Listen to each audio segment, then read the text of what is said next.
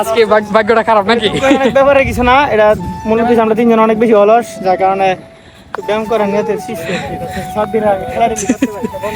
আরে প্রকৃতির সৌন্দর্যের মায়ায় পড়ে গেছি। এই প্রকৃতি বর্ষার সৃজনে আরো বেশি সুন্দর হয়ে যায়। মিঠামন যাওয়ার পথে দেখি রাস্তায় পানি, তাই আর না দাঁড়িয়ে পারলাম না। আর এই গ্রামটা অনেক সুন্দর।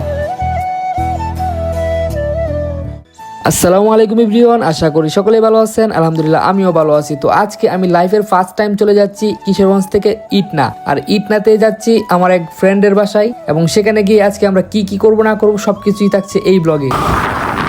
এই সেই মিঠামনের সবচেয়ে বড় ব্রিজ। দেন আমরা কিছুক্ষণের মধ্যেই ইটনাতে পৌঁছে যাই, এবং সেখানে আমার ফ্রেন্ডের বাসায় কাপড় চোপড় রেখে আমরা সরাসরি নদীতে চলে যাই। আমি বর্তমানে আছি ইটনাতে।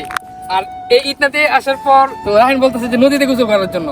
পরে ভাবলাম কি রে, আমি লাস্ট কতদিন আগে নদীতে গোসল করছি, মানে কোনোভাবে মনেই করতে পারতেছি না। 3-4 বছর বা 5 বছর হবেই। তো আজকে আবারও নদীতে গোসল করবো।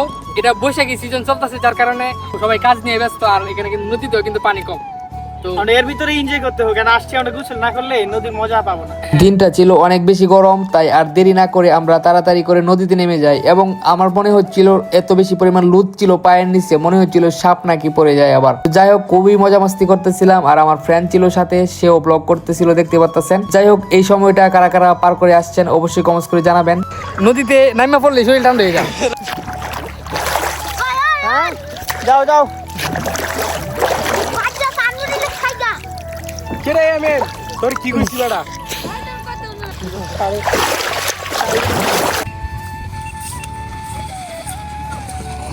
তো এভরিওয়ান, গোসল টোসল করলাম। আর গোসল শেষে হেঁটে যাচ্ছি বাড়িতে।